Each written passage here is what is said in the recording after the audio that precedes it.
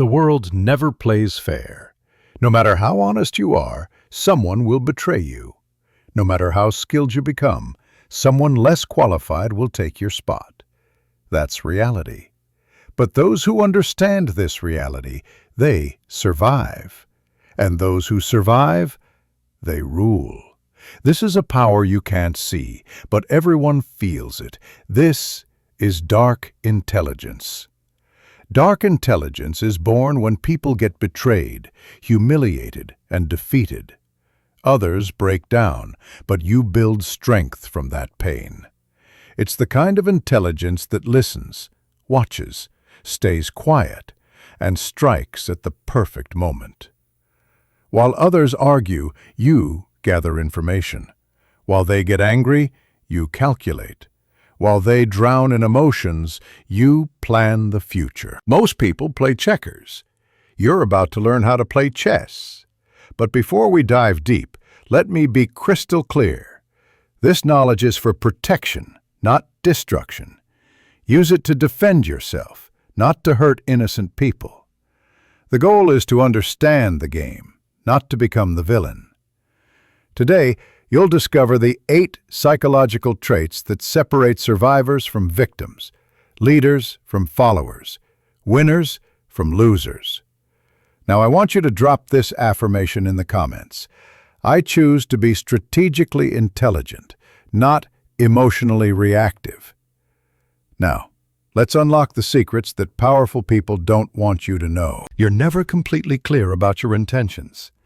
You show only what's necessary. When people know half the story, they fill in the blanks with their imagination. And that imagination, it controls them. Machiavelli once said, "Everyone sees what you appear to be. Few experience what you really are."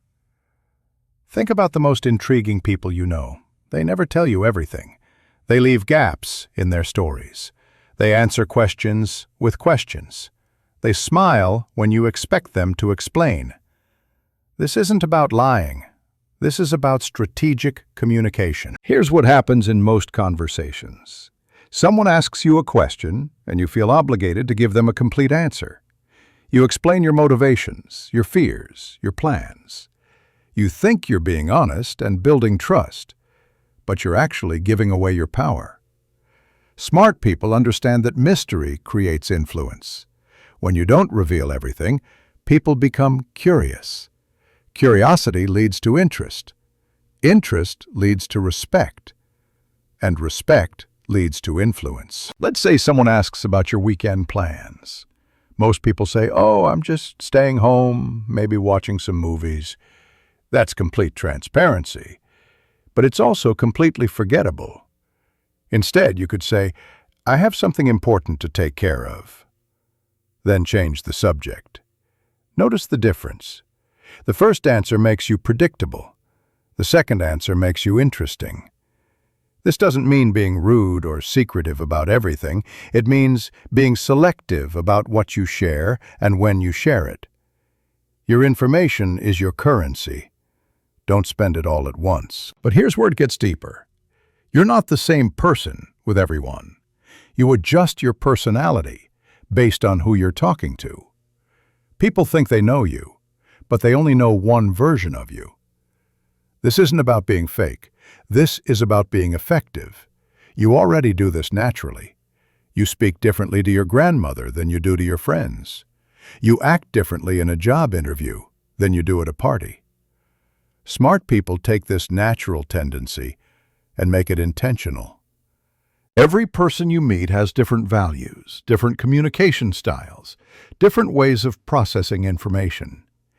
If you use the same approach with everyone, you'll connect with some people and completely miss others. Are they analytical? Give them facts and data. Are they emotional? Connect with their feelings. Are they practical? Show them how something works. Think about water. Water takes the shape of whatever container it's in, but it never loses its essential nature. It's still water. You're the same way. You adapt to different situations and different people, but your core values and goals remain constant. The person who can only be one way in every situation is limited. The person who can adapt while maintaining their core integrity is dangerous. They can move through any social environment. They can build rapport with anyone. They can achieve their goals regardless of who stands in their way. Most people are so attached to their fixed identity that they refuse to adapt. They say things like, "I'm just being authentic," or "This is just who I am." But what they're really saying is, "I'm too rigid to succeed in different environments." And this leads to the third truth. Your emotions are your weakness. Other people's emotions are your weapons. The person who stays calm while everyone else panics controls the situation. This is simple but brutal. Emotional people are predictable. Predictable people are controllable. If someone knows that certain words will make you angry, they can manipulate you with those words. If they know what makes you sad, they can use your sadness against you. Smart people train themselves to recognize emotions without being controlled by them. They feel anger, but they don't act from anger. They experience fear, but they don't make decisions from fear. They notice their emotional responses and then choose their actions strategically. This doesn't mean becoming a robot. This means becoming someone who uses emotion as information, rather than letting emotion use them as a puppet. Here's a practical example. Someone insults you in a meeting. Most people's immediate reaction is anger. They want to defend themselves, to fight back, to prove the other person wrong. But that reaction is exactly what the other person wants. They want you emotional. They want you defensive. The strategically intelligent response? You pause. You let the insult hang in the air. You look at them calmly. Maybe you smile slightly. Then you either ignore it completely, or you respond with a question that puts them on the defensive. See the difference? The emotional response gives power to the attacker. The detached response takes power from them. Over time, when you consistently refuse to be emotionally manipulated, people stop trying. They realize it doesn't work on you. They realize you're different, and that difference makes you dangerous. The world respects people who can't be emotionally shaken, because emotional stability signals power. But emotional control means nothing without strategic silence. Talking is how you lose. Listening is how you win. The person who speaks the least knows the most. Most people are terrified of silence. In conversations, they rush to fill every gap with words. They over-explain, they justify, they reveal far more than necessary. This compulsion to speak is a vulnerability that smart people exploit. Strategic silence operates on multiple levels. First, when you stay quiet, other people become uncomfortable. That discomfort makes them talk more. The more they talk, the more they reveal.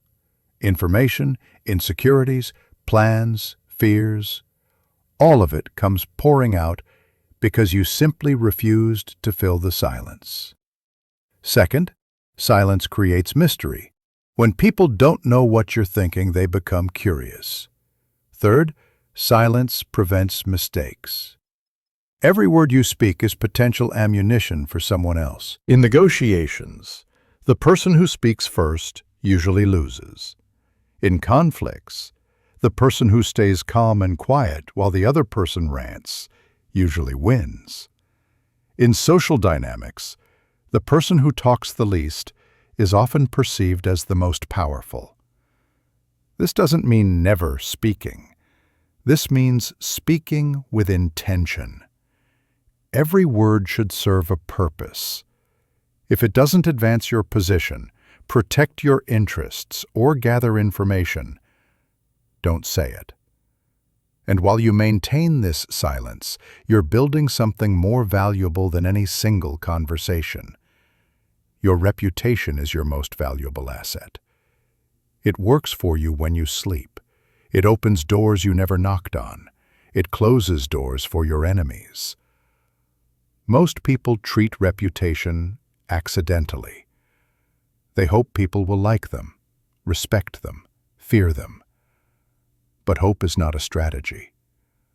Smart people engineer their reputation with the same care an architect designs a building. Reputation has three components: perception, consistency, and strategic mystery. You control how people perceive you by controlling what they see. This doesn't mean lying. This means being selective about what aspects of yourself you display in different contexts. Each environment requires a different emphasis.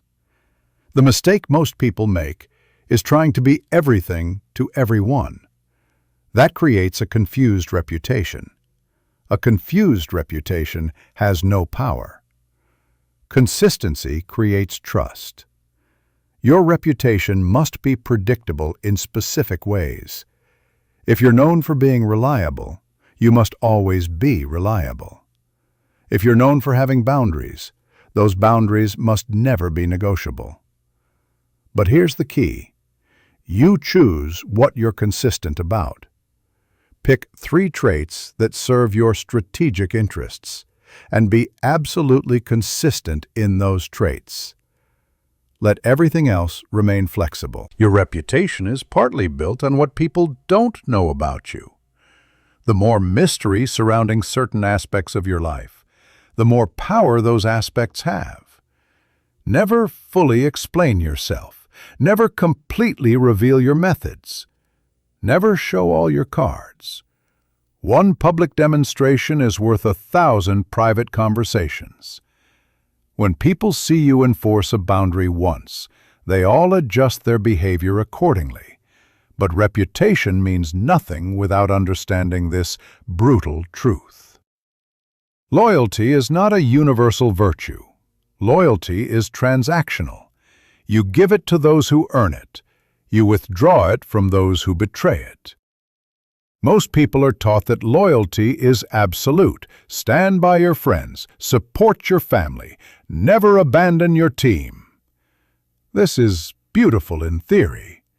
In practice, it's suicide. The brutal truth is that not everyone deserves your loyalty. Some people will exploit it. Some will take it for granted. Some will use it to manipulate you into acting against your own interests. Smart people understand that loyalty must be earned and continuously re-earned. Watch what people do when you have nothing to offer them. Watch how they treat you when you're down. Watch whether they defend you when you're not in the room.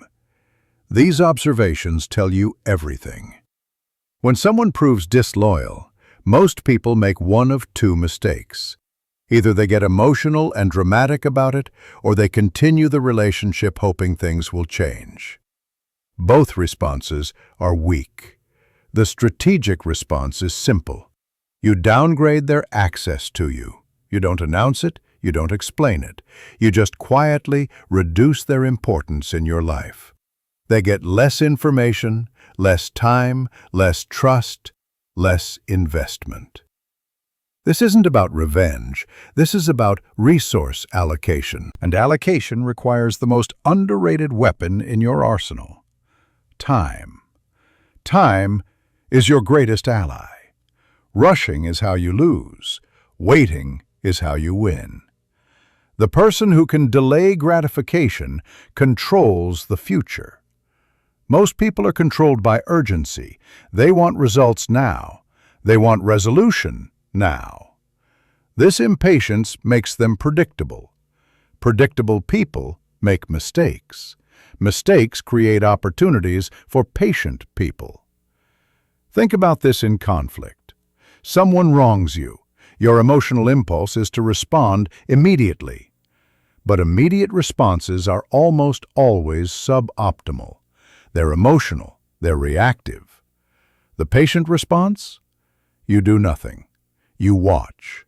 You wait. You let them believe they got away with it. Meanwhile, you're observing, gathering information, watching for the perfect moment to respond in a way they never see coming. Weaponized patience isn't about being passive. It's about choosing the right timing for your actions. It's about letting situations develop until the moment when your move will have maximum impact. When something triggers your emotional response, implement a mandatory waiting period. Most of the time, you'll discover that the situation resolves itself without your intervention. And when intervention is necessary, you'll act from a position of calm calculation rather than emotional reaction. Which brings us to the final and hardest truth. Sometimes mercy is weakness. Sometimes kindness is exploitation. Sometimes being nice is the worst strategic decision you can make. This contradicts everything you've been taught. Be kind, be generous, give people second chances. These are beautiful moral principles.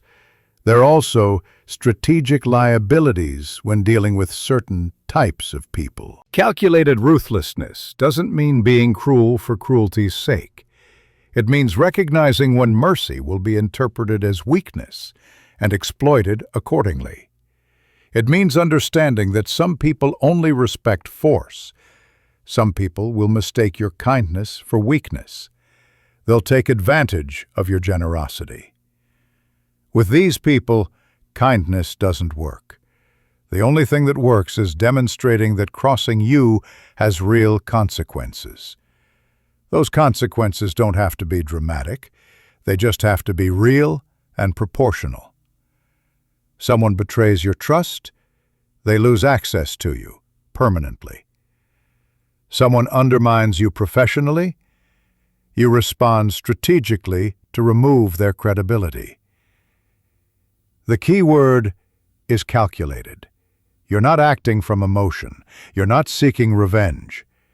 You're simply making a strategic decision that certain behaviors toward you must have consequences or they'll continue. Most people avoid this because they want to be liked. So they tolerate poor treatment, hoping it will stop on its own. It never does. Tolerance teaches people that mistreating you is acceptable. When you consistently demonstrate that crossing your boundaries has consequences, people stop crossing them. Your reputation as someone who should be respected spreads. This doesn't make you a villain. This makes you someone with self-respect and clear standards. These 8 truths don't make you a bad person. They make you a dangerously smart person. Bad people use these principles to harm innocent others. Smart people use them to protect themselves and achieve their goals without becoming victims. The world is not fair. The world is not kind. The world does not reward weakness. But it does reward intelligence. Strategic intelligence. Dark intelligence. You don't have to use all 8 all the time. You just need to know them. Keep them in your mental toolkit. Deploy them when necessary. And remember, the goal isn't to win every battle. The goal is to position yourself so advantageously that most battles never happen. When people know what you're capable of, they usually choose not to test you. That's real power.